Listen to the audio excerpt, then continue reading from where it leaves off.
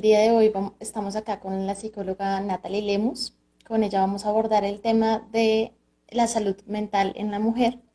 Y digamos que este tema hemos querido iniciarlo debido a que ayer tuvimos el Día acá en Colombia Nacional de la Dignidad de las Mujeres víctimas de violencia sexual. Y también este jueves tenemos, digamos, el Día Internacional de la Acción por la Salud de las Mujeres, que invita un poco a promover la salud integral para las mujeres y el libre acceso también a los mismos servicios. Entonces el día de hoy Natalie va a estar acá conversando con nosotros. Te damos la bienvenida, Natalie. ¿Cómo estás? Muchas gracias, bien, ¿tú cómo vas? Bien, Eh, gracias. Me presento pues otra vez, mi nombre es Natalie Lemus, yo soy psicóloga, tengo maestría en psicología clínica y bueno, la idea de hoy es hablar un poquito acerca de la salud de mujeres, pero con un enfoque muy puntual y es la salud de mujeres alrededor de algo que se ha dado en la sociedad y es el rol de cuidadoras que tenemos. Entonces, primero sería importante que conociéramos que hay distintos estudios que muestran que el hecho de ser mujeres en sí ya nos hace más vulnerables a sufrir mayores trastornos como la depresión, la ansiedad y además en general a sufrir mayor malestar emocional. Por ejemplo, en Colombia, las mujeres sufren más depresión y más ansiedad que los hombres en un 2,1%. Y además en Latinoamérica, el suicidio es una de las 5 causas principales de la defunción en mujeres, entre 15 y 20 años. Entonces, pues como ustedes ven, es una situación que realmente es relevante y que sí es algo diferencial, es decir, las mujeres sí tienen una condición distinta en términos de salud mental y por lo tanto pues tenemos que abordarlo desde ahí también para poder hacer cosas de prevención y para poder facilitar que las mujeres tengan una mejor salud mental. Entonces, respecto a estas cifras, pues queda un poco la duda porque hay algo diferencial, de dónde viene esa diferencia en esos números y en general en que seamos más vulnerables, porque sí lo somos. Bueno, pues resulta que la OMS lo que ha indicado es que estas diferencias se empiezan a marcar principalmente entre hombres y mujeres cuando entramos en la adolescencia.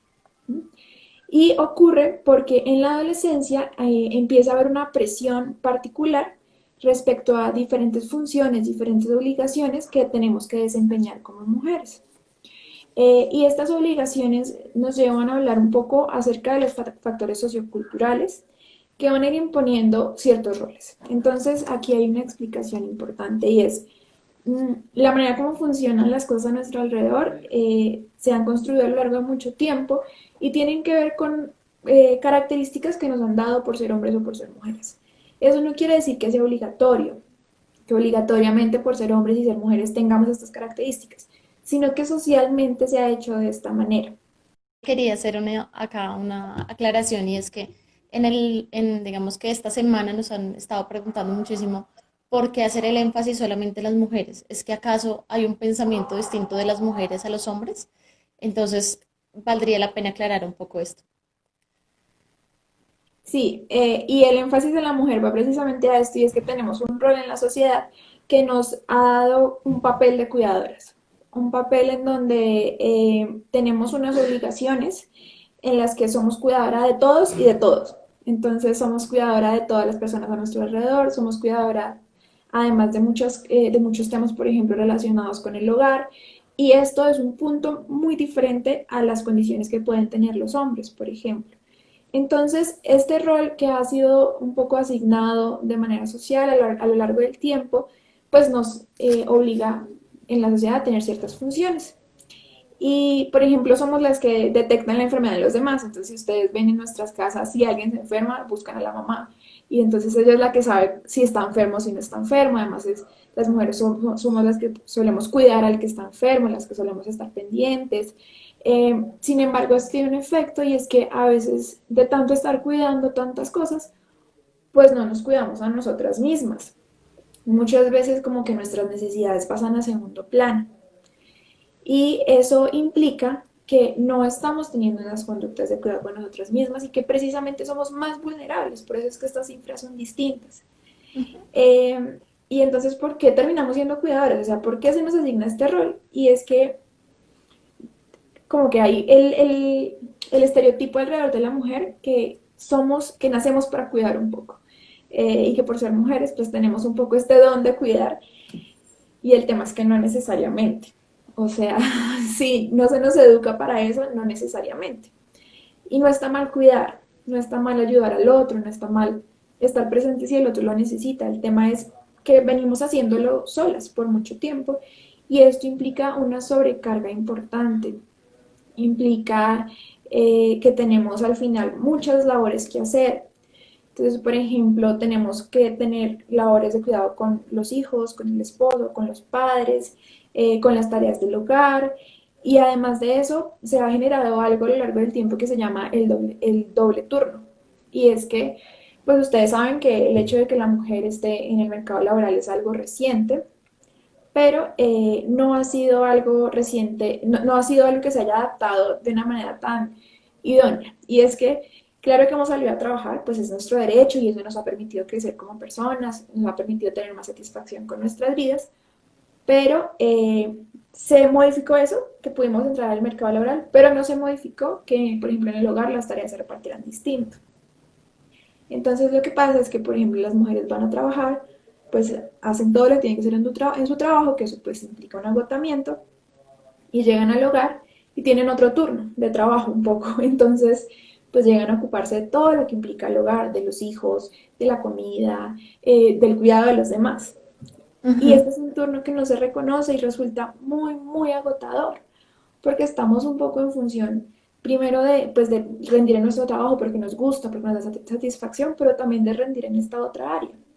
Y es un poco como la exigencia, ¿no? Si vas a ir a trabajar, ok, ve, pero acá también tienes que hacerlo bien. Sí, esto que nos dices, Natalia, es importante porque lo que normalmente escuchamos en los procesos psicoterapéuticos que nosotros realizamos es que de pronto las mujeres dicen, bueno, la verdad a mí me queda difícil tener un encuentro semanal o dependiendo del encuadre que establezca el psicólogo, porque tengo que trabajar, tengo mis niños, tengo parte que hacer las labores de la casa. Entonces, todo este agotamiento, digamos que ellas lo privilegian por encima de su propio agotamiento, ¿sí? Entonces, a veces no hay ni siquiera espacio para poder ir a la psicoterapia o ir al médico o ir a hacer otras actividades de, digamos, libres que les permitan tener un bienestar psicológico y emocional. Sí, actividades sencillas como dormir, Ujú. como descansar, como tener un espacio a solas, de lectura, de ocio. Y sí, además que si tú lo miras, usualmente es muy castigado cuando piden un espacio o cuando pedimos un espacio aparte que no implica un cuidado de los demás. Entonces se puede titular a la mujer de egoísta o de no estar cumpliendo con los deberes con su familia. Y pues esto es algo que se ha venido perpetuando a lo largo del tiempo, pero que sí impacta en la salud mental de las mujeres porque como hablábamos hace un momento, pues nos hacen más vulnerables, si estamos más cansadas, si no nos dedicamos tiempo, si no prestamos atención a nuestras necesidades, pues al final no podemos atenderlas. Y eso Ujú. tiene unas consecuencias en la salud mental importantes, Ujú. que además son unas consecuencias que van a durar mucho a lo largo del tiempo. Así es. ¿Tú crees que este rol de cuidadores permanece a lo largo de la vida de la misma forma o hay momentos en que se intensifica más que en otros? Sí, lo que muestran además los estudios es que se va intensificando a medida que empezamos a pasar por la etapa de la adolescencia y llegan un poco a su pico en la edad adulta.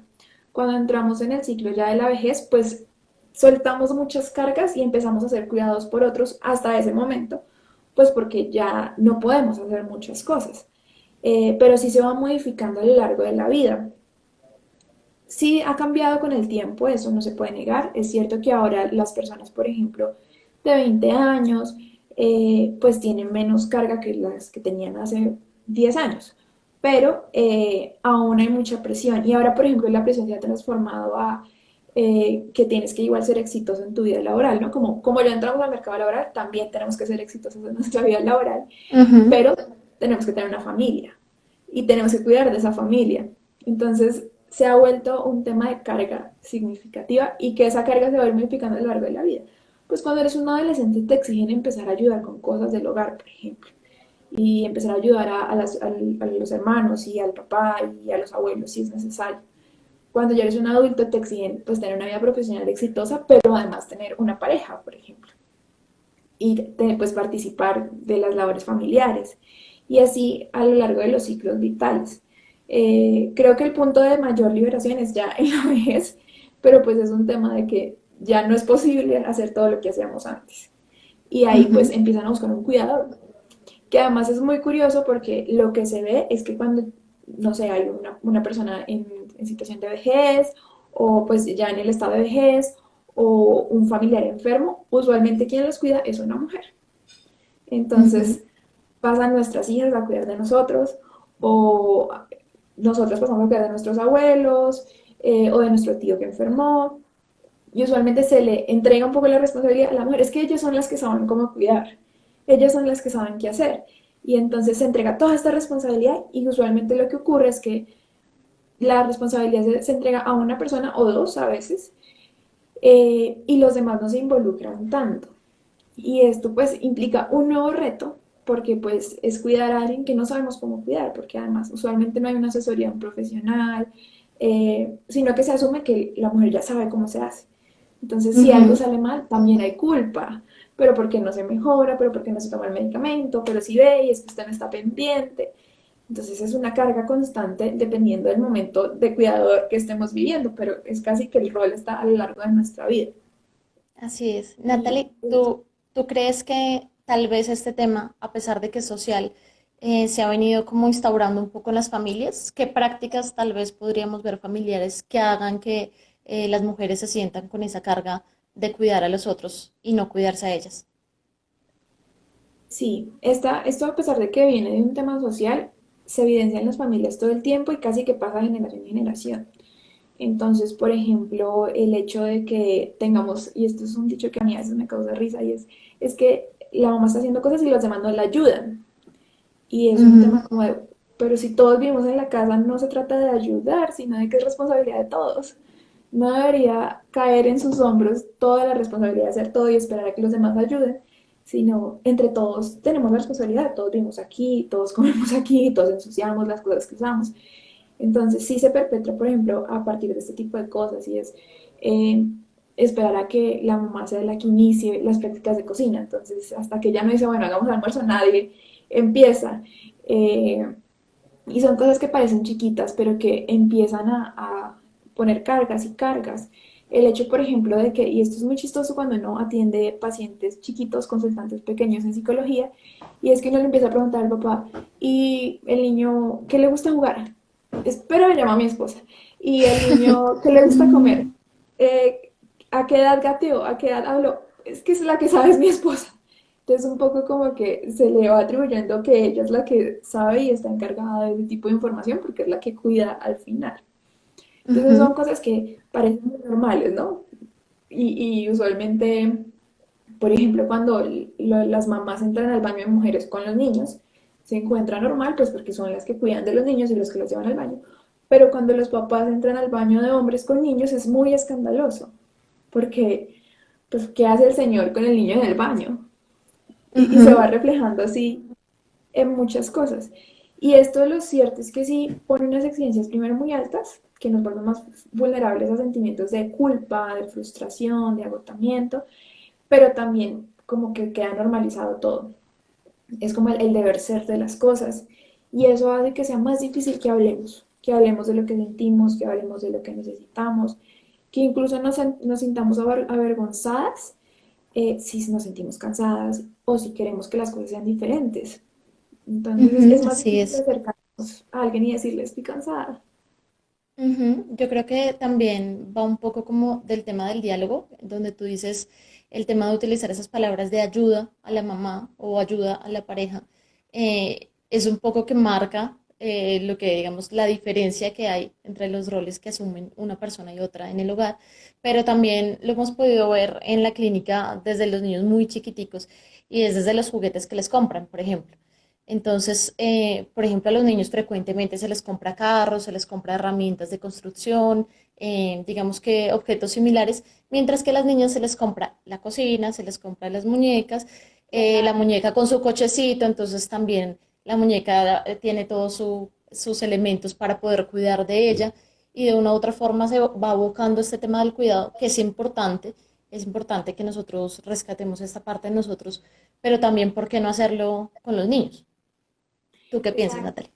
Se trata de eso, no se trata de negar, pues negar el cuidado a los demás, porque además eso nos construye y eso nos ayuda como sociedad, sino de hacerlo de manera equitativa. Entonces, cómo ambos podemos aportar a que pues todos estemos sanos y salvos en nuestra casa. Eh, ¿Cómo podemos generar discusiones en el hogar en donde se vuelva algo más equitativo, en donde podamos además hablar de lo que sentimos sin sentirnos avergonzadas, en donde podamos decir, hoy estoy muy cansada, hoy voy a ver televisión y ustedes encárguense y permitirnos esos espacios sin sentir culpa, porque además el sentimiento de culpa es muy constante y hay muchos estudios que dicen que las mujeres, a pesar de reconocer que tienen una necesidad, a pesar de reconocer que están agotadas, a pesar de reconocer que necesitan ayuda psicológica, no lo dicen por vergüenza y por culpa, porque como nos han dicho que así es como es y que además debemos ser fuertes y responsables con todas estas tareas, pues cuando no lo hacemos se siente mal. Y como Ujú, mujeres sentimos como ese, pero es que porque no lo hago, igual no me cuesta nada. El tema es que ujú. ese igual no me cuesta nada va sumando y va sumando y va sumando hasta que ya es demasiada carga. Y también ahí entra el hecho de que no podemos hablarlo con nadie. Ujú. Aquí tenemos una pregunta, nos dice María, ¿la vulnerabilidad es igual en esta época que en épocas anteriores? Bueno, en esta época depende, porque todas las familias son diferentes. Hay familias que han logrado adaptarse mejor a este tema de los dos turnos, por ejemplo, y sí se han repartido las tareas de maneras un poco más equitativas, que esto no pasaba hace 10 años, por ejemplo. Hace 10 años, si tú querías hacer algo además de cuidar de tu hogar, pues un poco igual tenías que responder por el tema del hogar. Entonces, sí ha disminuido en ese sentido, pero el hecho de que estemos en el mercado laboral pone una carga nueva. Entonces puede que antes estuviéramos siempre ocupadas del tema del hogar, pero no estábamos trabajando. Y entonces era la única carga. Ahora tenemos dos trabajos un poco todo el tiempo, más la exigencia de ser exitosas en nuestros dos trabajos. Y trabajar es importante para las personas, es importante socializar, es Ujú. importante tener unos objetivos de vida aparte del tema familiar. Ese logro de salir a trabajar es vital para nuestro desarrollo, pero sí que cuando no se reorganiza la vida familiar puede generar mucha más vulnerabilidad. Ujú. Aquí invitamos a las personas que nos están viendo a que vayan escribiendo sus preguntas. Si tienen alguna duda sobre sus casos particulares, su emocionalidad, bienestar psicológico, salud mental, o si tienen dudas sobre algún familiar, alguna mujer que tal vez esté en sus casas y que tal vez esté pasando por una situación difícil. Una de las preguntas que nos hacían esta semana era, ¿como mujeres tenemos más riesgos de enfermedad mental, Natalie? Sí, sí tenemos enfermedad mental, lo dicen muchos estudios, lo dice la Organización Mundial de la Salud, y es que, pues como hemos venido hablando, este tema que además escogimos hablar del tema del cuidado, de la cuidadora, es el que más marca nuestra vulnerabilidad. Eh, Porque si tenemos unas exigencias diferentes y si tenemos un agotamiento diferente y además una red a nuestro alrededor, personas a nuestro alrededor que a veces no quieren hablar de esto y no reconocen nuestro agotamiento y nuestras emociones. Entonces sí somos más vulnerables a enfermedades, a trastornos de tipo mental. Sí. Ujú. De hecho, tú nos decías hace unos instantes sobre las estadísticas de salud mental y de los diagnósticos que se vienen dando. Y uno de los principales diagnósticos que hemos visto a lo largo de la historia ha sido la depresión, que ha estado más asociada a las mujeres que a los hombres. En este sentido, viéndolo, digamos, como una brecha muy general, podríamos pensar que se relaciona con el hecho de no poder hablar esas emociones, de estar tan acostumbrados a que yo me guardo eso y no cuido de mi salud mental. Sí, sí tiene que ver con eso y además lo que muestran las estadísticas es que las mujeres sí piden más ayuda que los hombres, es decir, usualmente sí van a servicios de psicología más que los hombres, pero también los abandonan más. Entonces voy porque ya no puedo más, pero es que tengo otras obligaciones, es que tengo tantas cosas encima que no puedo continuar mi proceso psicológico. Y por ejemplo, también lo que muestran las estadísticas es que las mujeres hacen más intentos de suicidio que los hombres. Es decir, estamos en situaciones de desesperanza, de no saber qué hacer más que los hombres, y eso sí tiene que ver pues con el hecho de que no podamos hablar de lo que sentimos, de que se nos castigue hablar lo que sentimos. Entonces, no sé, pasa mucho con las mujeres que están casadas y le cuentan a sus mamás que están cansadas, que es demasiado trabajo y las mamás un poco la respuesta que dan es, el matrimonio es así. Y a los hombres les gusta que uno esté pendiente, que los cuide, que les cocine. Entonces, pues ante eso casi que se cierra la puerta de hablar de lo que sentimos y de lo que necesitamos. Ujú. Acá tenemos otro comentario, nos dice Paula. Aunque los tiempos han cambiado y la mujer tiene más libertad, pienso que la carga sigue aún más en la mujer, quien tiene su casa y adicional sus estudios y su trabajo.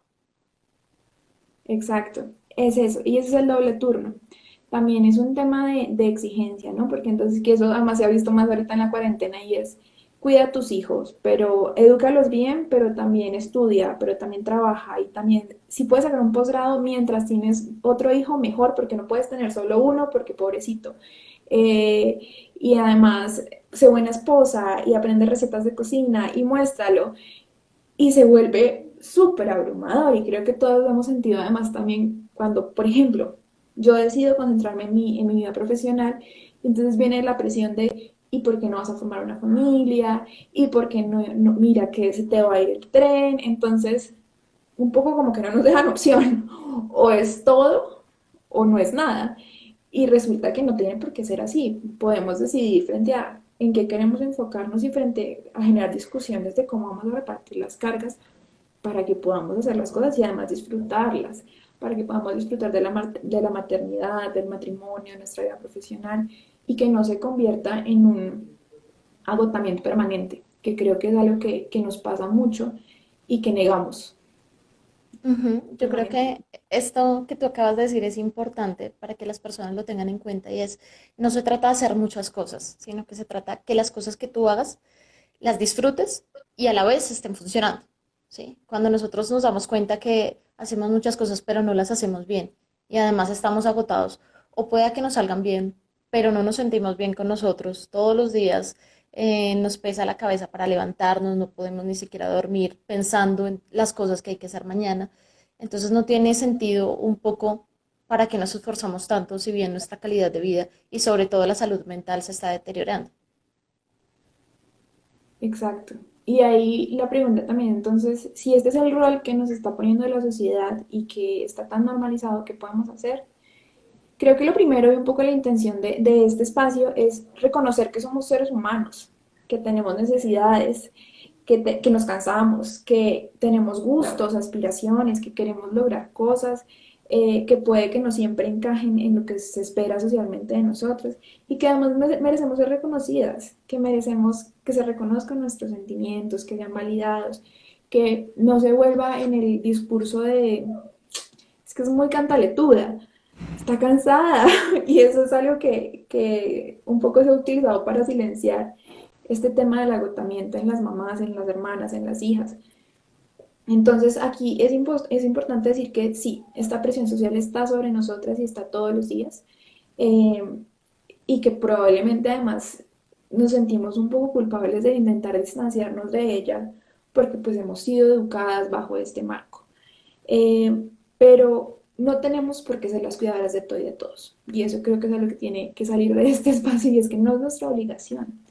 Eh, pero sí podemos generar diálogos. ¿Cómo podemos cuidarnos entre todos? ¿Cómo podemos asegurar que yo también resulte beneficiada de esta relación y en donde mis necesidades sean tenidas en cuenta y en donde entre todos nos podamos cuidar? Y el tema de ese autocuidado, de ese reconocimiento de que lo necesito y de que pueda tomar acciones para cuidar mi salud, pues implica hablar de mis emociones, hablar de mis sentimientos, hablar de lo que necesito, hablar de lo que quiero, que eso también es otra cosa, ¿no? Es que ella quería estudiar, pero ¿quién va a cuidar a los niños en la noche? Tenemos que poder Ujú. generar discusiones que nos permitan igual alcanzar las cosas que son importantes para nosotros sin llegar al punto del agotamiento máximo que es lo que nos va a llevar a la enfermedad mental. Mm, y pues por sobre todo implica reconocer eh, pues que somos parte de una familia, somos parte de una comunidad y que podemos ocupar muchos más lugares que el de cuidadora y eso está bien y no hay culpa en eso. Eh, y creo que empezar a hablar de esto con nuestras familias, con las personas que nos rodean, puede empezar a hacer que las cosas se muevan y a empezar a generar cambios y que podamos cuidarnos y sentirnos un poco realizadas sin tener que darle check a todas las exigencias a nuestro alrededor.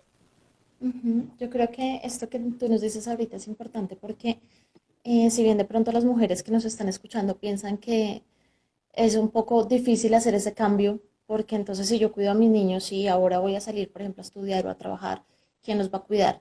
Entonces yo creo que acá el tema también se trata de reconocer las emociones propias, hablarlas, pero también apoyarse en esa, digamos, en esa red de apoyo, valga la redundancia, para poder hacer, digamos que ir supliendo esas labores que yo tenía antes. No se trata tampoco de abandonar a la familia o no se trata de abandonar otros roles que teníamos, porque así ha venido funcionando, digamos que todo la construcción familiar que hemos tenido. Se trata es un poco de ir transitando poquito a poquito. Ujú. Sí, se trata de generar vínculos en donde nos podamos ayudar entre todos y de que también creo que es importante que como mujeres que vivimos esto y que sabemos lo que implica y que ojalá y que pues poco a poco vamos entendiendo mejor de dónde viene, pues podamos también ser fuentes de apoyo para otras mujeres, escucharnos, afirmar que sí, que es agotador, que no está mal sentirnos cansadas. Y creo que el encontrar empatía en otras mujeres puede hacer que la carga sea más fácil de llevar y que podamos encontrar entre todas maneras de hablarlo. Creo que poner este tema en mesa de discusión es el primer paso para generar cambios. Puede que no sean cambios gigantes en un primer momento, pero que sí sean cambios pequeños de a poco que nos permitan ir también mirando hacia lo que nosotras necesitamos. Entonces, un día que yo diga, hoy no voy a hacer nada, o sea, cada uno tenemos que ayudarnos y hoy me voy a dedicar a ver una serie o a leer un libro o a dormir y que los demás también puedan entender que soy un ser humano y que tengo mis necesidades, que no es mi obligación 24/7, además estar en cuidado de los demás. Ujú, así es. Una pregunta que nos hacían también es, ¿cómo diferencio el cansancio con un problema de salud mental?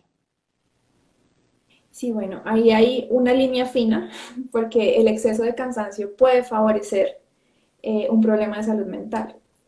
Y el tema es que el cansancio uno puede identificar de dónde viene. El cansancio yo puedo decir, ok, me siento así como que no me puedo concentrar y tengo sueño todo el tiempo, pero es porque no he dormido estos últimos días, he estado muy estresada, eh, y como que están esos momentos puntuales en donde uno puede identificar de dónde viene el cansancio. En el tema del problema de salud mental, no se trata solamente del cansancio, sino que está el cansancio más, por ejemplo, una serie de emociones que son muy intensas, que no sabemos cómo controlar, más una serie de pensamientos que, por ejemplo, son nuevos y nos dicen cosas que no entendemos, como pensamientos de minusvalía, no lo voy a lograr, no voy a poder. Eh, También hay algo que pasa mucho y es que nos sentimos desesperanzadas, entonces siento que nada de lo que hago está bien, siento que no hay manera de solucionar las cosas y además a eso le podemos sumar que ya se nos afecta nuestro funcionamiento. Entonces, no me puedo concentrar en el trabajo, no me puedo levantar en las mañanas, ni siquiera es un tema de agotamiento, sino que físicamente no me puedo levantar. Eh, Ujú. no quiero hablar con nadie, sí, me aíslo por completo. Entonces, todas estas cosas sumadas ya empiezan a evidenciar un problema de salud mental que va a depender mucho de la manera como soy yo y del problema de salud mental en particular. Pero sí, el agotamiento Ujú. como tal, solito uno puede más o menos descifrar de dónde viene. Pero el problema de salud mental es el agotamiento más otro montón de cosas que empiezan a afectar nuestro funcionamiento y que de verdad decimos, estoy haciendo las cosas, pero con mucho esfuerzo y con muchas emociones, además, que no sé cómo manejar. Ujú. Cuando nos ponemos a reflexionar de dónde viene el agotamiento, a veces nos damos cuenta que puede ser, digamos que preferimos el agotamiento para evitar problemas, tal vez en la casa. Y en relación a esto, Lady nos hace una pregunta, nos dicen, ¿cómo manejar emocionalmente el trato con los integrantes de tu familia cuando la totalidad de la carga está sobre la mujer, a fin de evitar mal genio, rabia, etcétera? Sí, bueno, Lady, la verdad es que este ha sido un poco la razón por la que muchas mujeres se mantienen en este rol de cuidadoras y de evitar problemas, porque sí genera mucho malestar y la realidad es que sí vivimos situaciones de violencia por decir que no lo vamos a hacer, por decir que necesitamos otro tipo de realidades.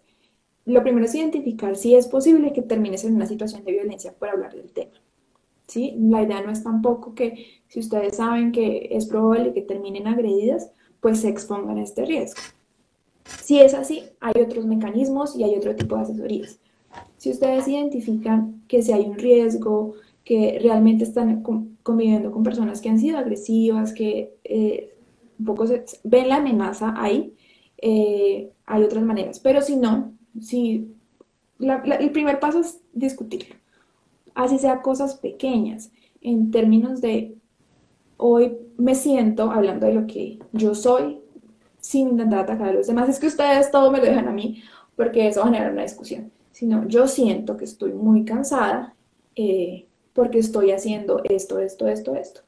Les propongo que al menos una de estas tareas la haga alguno de ustedes. Como les decía, la idea es ir haciendo cambios pequeños. Si realmente no se pueden manejar el tema de la discusión, claro que van a haber unas emociones que son muy difíciles, unas emociones de frustración, unas emociones de impotencia, y acercarnos a esas emociones implica reconocer que ahí están, es decir, no intentar como quitárnoslas de encima como del lugar, porque eso implica que no las estamos trabajando, sino reconocerlas ahí tal cual están, tener una red de apoyo cercana, es decir, unos amigos o unas amigas con quienes puedo hablar de esto y sentirme segura al hablarlo. Y además también poder identificar si estoy viviendo una situación de violencia y ahí sí acudir, por ejemplo, a una línea púrpura o a un servicio de psicología que me pueda guiar en cómo empezar a salirme de esta situación que pues está atentando contra mi integridad.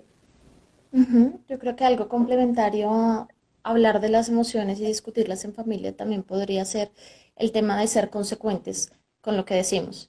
Y es que muchas veces pensamos que es nuestra familia la que hace ciertos aspectos contra nosotros o no nos entienden y demás, pero cuando nosotros nos damos cuenta de lo que hacemos en el día a día, eh, digamos que las acciones reflejan un poco que nosotros somos los que no nos damos ese lugar.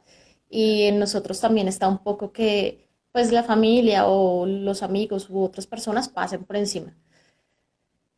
Acá hay otra pregunta interesante que nos hacen y es, adicional a manejar mejor esas cargas de cuidadoras, ¿es cierto que los ciclos hormonales afectan nuestro estado de ánimo? Sí, sí es cierto que además que somos cíclicas, ¿no? No hay un punto como tal en donde estés en el ciclo, sino que todo el tiempo somos cíclicas y eso implica que todo el tiempo nuestras hormonas están jugando un papel y sí pueden propiciar que estemos un poquito más sensibles o que estemos más tranquilas, dependiendo del momento del ciclo. Sin embargo, no son el único factor a tener en cuenta cuando estamos experimentando algún tipo de emoción. Es decir, el comentario de, es que está enojada porque está en este punto del ciclo, no es el más adecuado, porque primero todos lo experimentamos diferente, hay mujeres que casi ni notan en qué momento del ciclo está porque no hay tantos cambios tan significativos. Eh, y además no es suficiente para que haya una explosión emocional, por ejemplo. Es decir, ayuda, puede predisponer un poco a que sea más fácil, pero no es el único factor a tener en cuenta. Y aquí hay algo, y eso sí es una invitación, es a reconocernos como personas, como mujeres y como seres humanos que son cíclicos y que va cambiando su hormonalidad a lo largo de este ciclo que estamos viviendo, y a conocer cómo está funcionando eso. Como a veces uno también lo nota, como hoy me siento particularmente emocional. Y así también voy a poder saber si las cosas que están a mi alrededor me están afectando en esta intensidad, porque claramente son cosas que me afectan, pero en esta intensidad porque está ese factor jugando. Ujú. Es importante que tengamos en cuenta lo que hemos venido hablando durante los lives estos días y es un poco de conectar el cuerpo y conectar la mente y las emociones, ¿sí? Acá lo que nosotros vemos es que cualquier cambio físico también puede alterarnos emocionalmente y psicológicamente, pero viceversa también. O sea, si tenemos algún cambio en el estado de ánimo, eso también nos puede afectar la salud en nuestro cuerpo. Entonces, un poco el comentario y la pregunta de los cambios hormonales, sí, tiene que ver mucho con los cambios de estado de ánimo, pero también es entender que en los hombres también hay cambios hormonales, que creo que eso no se tiene tanto en cuenta y se piensa que las hormonas son de las mujeres cuando es de los seres humanos. Y exacto, es de los seres humanos y además ellos también viven cíclicamente, viven muchos cambios hormonales y hay algo que muestran varios estudios, es que cuando se junta un hombre y una mujer y empiezan a convivir juntos, se retroalimentan los cambios hormonales, porque es Ujú. que el tema hormonal no es algo que esté allá adentro y no lo afecte nada, no, todo lo contrario, el tema hormonal se va retroalimentando con las cosas que pasan en el exterior. Entonces, los hombres también pasan por cambios hormonales y además se va a retroalimentar la manera como nos relacionemos, con quién nos relacionemos, la carga laboral que tengamos. Por ejemplo, las hormonas se disparan cuando hay más carga laboral, entonces, o más estrés en general. Entonces, no es que una cosa funcione de manera independiente y nos afecte, sino que hay un montón de situaciones a nuestro alrededor que van a generar que nos comportemos de cierta manera, Ujú. Acá nos como hacen seres otra humanos. pregunta. Ujú. Nos dicen, ¿cómo puedo aprender a delegar tareas sin sentirme culpable por no realizarlas yo? Sí, eso es algo que pasa mucho, porque cuando estamos como en esta estructura social que nos pone estas cargas como de esta manera tan obligada, hay mucha culpa.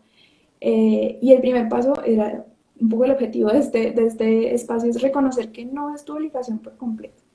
Y es decir, decirse a sí misma, estoy haciendo lo mejor que puedo, pero hay otras personas que también pueden ayudarme y además soy merecedora de este apoyo. Soy merecedora de este reconocimiento. No es solamente un tema de, es que me toca, sino es que mereces que reconozcan que no eres la única encargada de estas funciones. Y creo que ese primer reconocimiento es el paso inicial para poder empezar a hablar de las situaciones y de delegar, porque además algo que también pasa en las familias actuales mucho es que si son familias dispuestas a recibir nuevas funciones, pero las mujeres sienten mucha culpa. Entonces los hijos le dicen, no, yo lo hago, no, no, no, pero ¿cómo lo vas a hacer tú? Y sienten realmente mucha culpa. Ujú. Y eso viene pues de nuestra educación, de lo que pasa a nuestro alrededor, de lo que nos dicen los demás.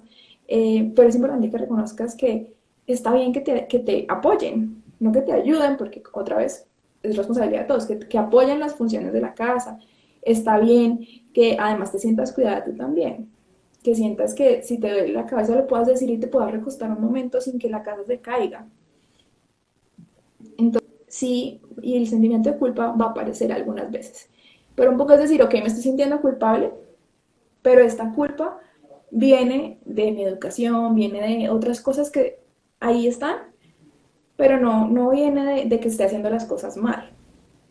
¿Sí? Y Ujú. creo que en ese reconocimiento de manera repetitiva, como permitirte igual, a pesar de la culpa, delegar, y a medida que más se hace y más se reconoce que es una culpa que no viene de tus acciones, sino de esta historia que tienes detrás, pues va la culpa a ir disminuyendo hasta que llegue un punto en que no esté, no aparezca.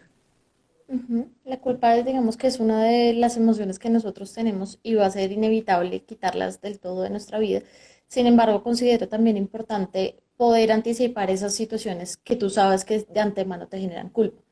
Un poco relacionado también a veces con los conflictos de pareja y es si ustedes saben que, por ejemplo, están peleando por cierta situación o que tal vez a ti te genera culpa delegar ciertas actividades, desde antes conversenlo en familia. Entonces, por ejemplo, designan un día y dicen, bueno, mira, no sé cómo llegamos a este punto porque a veces hay familias que ni siquiera han establecido los roles, o sea, simplemente se asignaron, ajá, se asignaron así esporádicamente. Hay otras que sí lo han hecho, por supuesto, pero también todo cambia. O sea, si se haya hecho en algún momento, las necesidades y digamos que los ciclos que cada uno está viviendo se tienen que replantear. Entonces, el tema de poder conversar, digamos, los roles, las actividades, las responsabilidades en la familia, hace que en el momento que, por ejemplo, tu hijo vaya a lavar los platos, a ti no te genere angustia o te genere culpa, sino que pues ya lo habías hablado con él y era algo que él tenía que hacer, por ejemplo.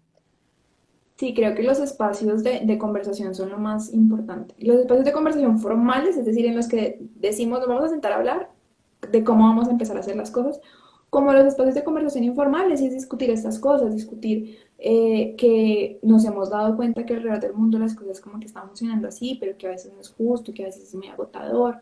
Creo que entre más abrimos estos espacios de conversación, tanto con nuestras parejas como con nuestros hijos, como con nuestros padres, pues empieza a generarse un impacto y un cambio. Es decir, la conversación es... Y para abrir la conversación, pues tenemos que primero reconocerla nosotras. Ujú, así es. Bueno, Natalie, cuéntanos de pronto qué otra recomendación tendríamos nosotros para cuidar de nuestra salud como mujeres. Sí, bueno, lo primero era pues este tema del reconocimiento. Hay otras cosas que claramente hacen parte y es el tema de tener unas actividades de ocio, y a esto me refiero con reconocer para mí que es importante fuera del tema de ser cuidadora. Entonces, para mí es importante mi vida profesional, entonces, ok, aquí hay algo que es importante. Pero para mí también es importante el ejercicio. Entonces, permitirme esos espacios de ejercicio. Para mí es importante aprender cosas nuevas, así no sea de manera ir a una universidad. Ok, podría de pronto aprenderme algo en un curso por internet o pedirle a una amiga que me enseñe algo diferente. A mí me encanta cocinar, entonces quiero aprender recetas nuevas, ok.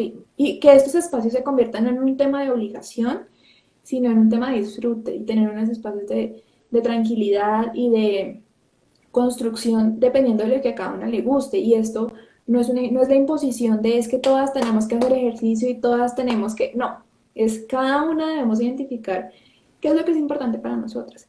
Qué es esa actividad que cuando pienso en ella digo, de verdad, creo que si la estuviera haciendo en este momento me sentiría muy tranquila y muy feliz. Y permitirnos esos espacios. Lo otro que esto sí es vital es el tema del descanso, que a veces no lo negamos un montón por muchas razones, pero el tema del descanso es vital para tener una mayor salud mental y una salud en general. Entonces, de verdad, ser constantes con acostarnos a cierta hora, dormir la cantidad de horas adecuada, y saber que lo estamos haciendo pues para nuestro beneficio. Finalmente yo pienso que algo que hay ahí en términos de favorecer la salud mental es eh, rodearnos de personas que estén dispuestas a escucharnos y a validarnos, y también cuando sintamos que realmente no estamos rodeados de esas personas o no estamos pudiendo manejar la situación, pues pedir ayuda. Levantar la mano y pedir ayuda no es un acto de debilidad, todo lo contrario, es un acto de autoconocimiento, porque entonces reconozco que yo no estoy pudiendo sola y que necesito que alguien me dé una mano, que necesito que alguien me dé una perspectiva diferente o me enseñe otras maneras de actuar que de pronto en este momento no tengo. Ujú. Dentro de lo que decías, Natalie, me quedó sonando el tema de las actividades. Y es que recuerdo un caso clínico que tuve de una mamá que estábamos explorando este tema de qué cosas hacías por ti mismo y como un poco repensándose a sí misma. Y ella me decía que le gustaba ir a nadar.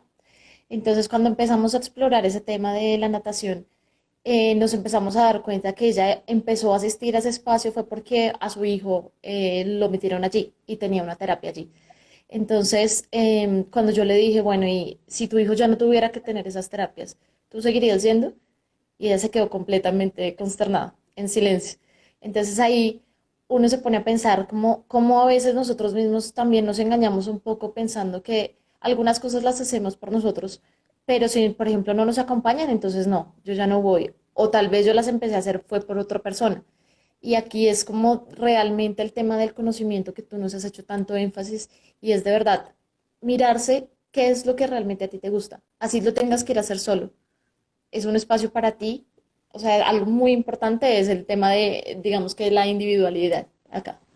Y eso es una prueba de fuego. Cuando escogemos una tarea y lo hacemos solos y vemos si la disfrutamos o no, eso es una prueba de fuego para saber si es una tarea que realmente disfrutamos. Y claro, hay cosas que uno siempre va a disfrutar más haciendo con amigos o con familiares, pero es encontrar estas actividades que yo puedo decir, si el mundo se detiene y quedo yo solita una hora, ¿qué voy a hacer? ¿Qué harían? ¿Qué harían si el mundo se detuviera y ustedes pudiesen hacer cualquier cosa para ustedes? Y creo que esa pregunta puede responder un poco qué me gusta, y además que si encontramos muchas mujeres un poco perdidas en los demás.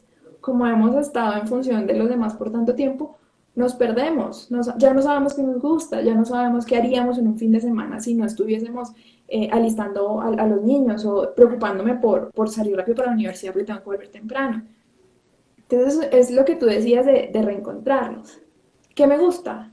Y permitirme los espacios, así sea una hora diaria que me sienta, porque es que me encanta leer, a leerme un libro, 2 capítulos, y yo cierro el libro y me siento más tranquila, me siento renovada, y además que aquí hay algo que hay que resaltar, y es que cuando hacemos esas actividades de disfrute personal, debemos estar concentrados en estas actividades, es decir, no, es que a mí me encanta leer, pero entonces el niño está haciendo tareas y yo me siento con él. Y voy leyendo y le voy mirando la tarea. ¿Y cuál es Ujú. la pregunta? Y porque ahí no hicimos nada. Sino que de verdad sea un tiempo para nosotras, que estemos concentradas en esto. Si la tarea que yo escogí fue salir a caminar en el pasto, en el parque que tengo al lado de la casa, o en el pedacito de jardín que tengo en mi casa, pues está perfecto y esa es la que tú escogiste y es la que disfrutas y bajo eso no hay juicio de nada. Pero entonces es realmente hacer la actividad, concentrar en la actividad. Y créeme que estos espacios van a empezar a fortalecer muchísimo la salud mental y además a darnos una pausa a este mundo que va rapidísimo y que nos exige un montón de cosas. Ujú. Y ya para finalizar, me gustaría también que reflexionáramos un poco de esta red de mujeres que tú nos has invitado a pensar. Y es como de pronto tal vez cuando vemos a una mujer sola haciendo una actividad, a veces no son ni siquiera los mismos hombres los que juzgan esto, sino son las mujeres. O en el entorno laboral, muchas investigaciones han dicho que a veces las dificultades de clima laboral son precisamente por los conflictos que hay entre mujeres. Entonces aquí yo creo que si bien debemos reconocer la salud individual de nosotras, también es importante que pensemos en la otra y nos apoyemos como mujeres que somos. Sí, y también aceptando toda esta situación, ¿no? Porque muchas veces el juicio va desde, uy, pero es que cómo es que deja que el esposo le cocine, si es que, ¿cómo así? Ujú, Y es primero aceptando que cada uno tiene derecho a decidir cómo va a proceder en su familia. Esto que estamos hablando aquí les estamos diciendo, cuando ejercemos el rol de cuidador 24/7, somos más vulnerables a enfermedades mentales.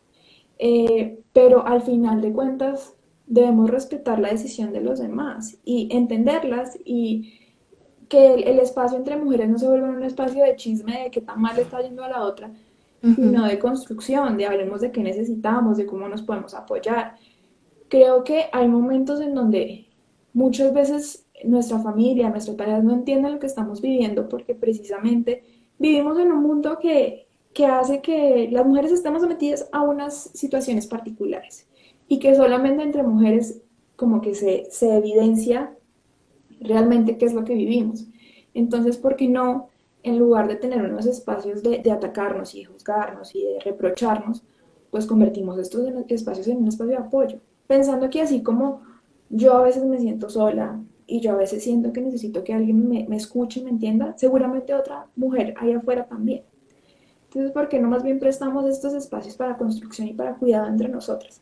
Creo que ese podría ser el principio más grande de resiliencia en situaciones difíciles que podemos vivir.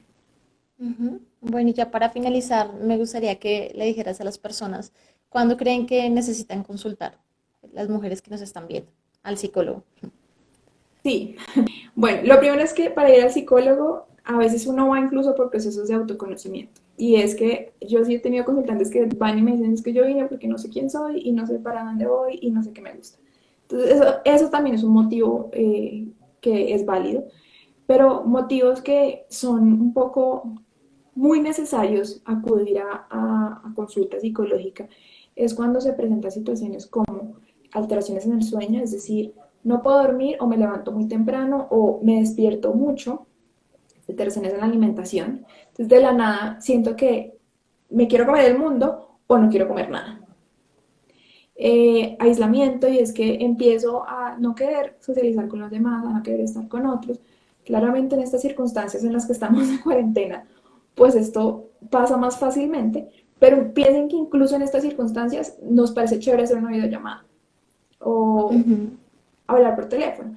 Y el aislamiento ocurre cuando nos desconectamos de todos esos medios de comunicación.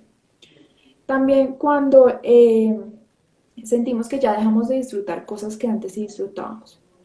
Entonces, por ejemplo, a mí me encantaba pasar, jugar juegos de mesa con mi familia, me encantaba salir con mis amigos, me encantaba ir así, y ahorita no quiero, no disfruto nada de eso, como que estoy ahí y no siento nada. Sentimientos muy intensos que siento que no puedo controlar, entonces mucha tristeza, no puedo parar de llorar, duro días con este nivel de intensidad de la tristeza, mucha ira, al punto en que puedo agredir a alguien más. Eh, ya también podemos tener cosas de términos ansiosos y es que todo el tiempo estoy pensando que algo malo me puede pasar y esto dificulta mi concentración. Tengo síntomas fisiológicos, entonces de la nada me empiezan a temblar las manos, sudo mucho, se me acelera el corazón y no hay razón médica para eso, sino que es un poco de tanto pensar en las cosas que pueden ocurrirme y estoy como en ese ir y venir del pensamiento negativo. Y eso también es una señal de que algo puede estar pasando. Todas estas cosas al final lo que nos dicen es que cuando empezamos a notar cambios en nosotras que de pronto son chiquitos, pero empiezan a sacarnos de un funcionamiento normal, empiezan a sacarnos de las tareas que solíamos hacer, empiezan a movernos a unas emociones que son permanentemente molestas. Y es que las emociones no son buenas ni malas, sino que la idea es que podamos ir experimentándolas todas. Entonces un día hoy yo me puedo haber sentido triste, feliz, enojada, frustrada, todas esas en el día, pero si yo todo el día me sentí triste y mañana todo el día me siento triste y no puedo parar de llorar y no encuentro la manera de regular esto, pues eso es una señal importante. Y bueno, finalmente creo que aquí es algo importante, ya que estamos hablando de la salud de mujeres y es cuando estamos viviendo una situación de violencia, siempre es importante pedir ayuda. A pesar de que pensemos que es una situación que no es tan grave, porque eso también es muy normalizado, siempre es importante pedir ayuda. Cuando nuestra pareja nos disminuye, así no nos agreda físicamente, pero ejerce algún tipo de control permanente sobre nosotras, no es normal que todo el tiempo quieran saber dónde estoy, por ejemplo. No es normal que me pidan las contraseñas de mis dispositivos y de mis redes sociales. No es normal que yo sienta temor cuando le voy a contar algo a mi pareja respecto a algo cotidiano que hice. Por ejemplo, salí, me encontré con el vecino, me preguntó cómo estaba y yo seguí. Cuando siento temor ante contar ese tipo de cosas, quiere decir que vengo de pronto de un patrón en donde pues él ha sido agresivo conmigo. Entonces, creo que este tema de violencia es tan grande que necesitamos un espacio adicional, Ujú. pero siempre que identifiquemos que estamos viviendo algún tipo de violencia, es importante buscar ayuda. Sí, así como tú lo dices, también quería plantear este tema y preguntarle a las personas que nos están viendo si les gustaría saber un poco cómo funciona el ciclo de la violencia, en qué momentos debo consultar, cuándo digamos que es un signo de alarma grande y todo este tema, si les gustaría, me pueden ir escribiendo y mientras tanto me voy refiriendo un poco a los otros síntomas que tú nos decías y es casi que todos los que abordaste son fundamentales si las personas las tienen en mente. Por ejemplo, si saben que les está pasando alguna de esas cositas, es clave que consulten para que no se incremente, digamos que para que no se vuelva un tema más difícil después. ¿Por qué? Porque cuando ya se suman, digamos, por ejemplo, ya no solo el sueño, sino también es la irritabilidad, también es los problemas en la casa y también es la ira y la agresividad. Entonces ya tenemos una sintomatología diferente que a veces se vuelve un poco más compleja de abordar. Entonces es importante que prevengamos también que se formen trastornos, que se formen cuadros difíciles de abordar más adelante, aunque si ya están en ese punto, también saben que pueden consultar. Aquí en Psicología Clínica nosotros somos una red de profesionales. Nosotros tenemos una plataforma web que se llama www.psicologiaclinica.co. Allí pueden encontrar los perfiles de nosotros como profesionales, en este caso, por ejemplo, de Natalie, si quieren consultar con ella. Y allí pues pueden filtrar por el motivo de consulta que deseen ver. Entonces veo muchos comentarios que sí les parecería interesante el tema de violencia y que les gustaría que lo abordemos, entonces seguramente lo vamos a programar para el siguiente mes. Ya este domingo o el lunes más o menos sale la cartelera de los nuevos lives que vamos a hacer en junio, entonces estén muy pendientes para saber en qué momento nos vamos a conectar. Te doy gracias, Natalie, por compartir este espacio, por todo lo que nos has comunicado hoy y yo sé que esta información es muy relevante para las personas que lo vieron. No, muchas gracias a todos por conectarse y pues por permitirse también este espacio de crecimiento personal y de formación. Ujú. Bueno, entonces que tengan una feliz noche. Adiós. Que estén bien.